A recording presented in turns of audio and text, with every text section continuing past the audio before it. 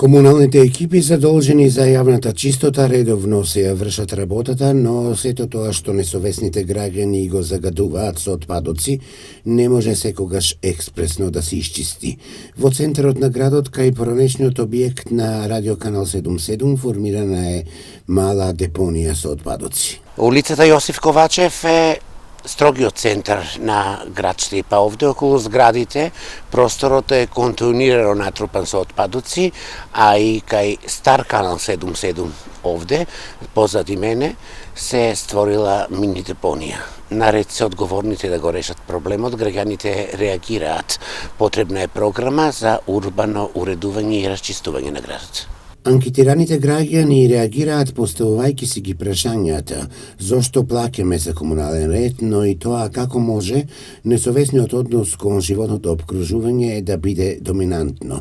Секако реакцијата и без коментар сепак е критика. Кажаја коментар нема.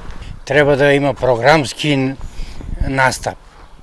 И за чистење, и за ѓубре, и за реки, и за потоци, и за се. Поред ли ово тука? Не е во ред, сигурно дека е. Не само тамо, ја го и тука е. Зимаме, плаќаме, а не чисто чистачите. А и граѓаните Па и граѓаните сме и ние сме лоши. Фрлат дека падне. Тоа не иде така.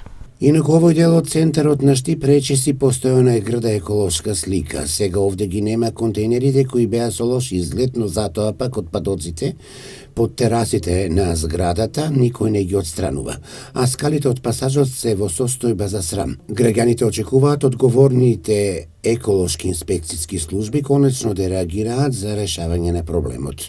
Секако, тука се и казните кои треба да влијаат позитивно врз однесувањето на граѓаните.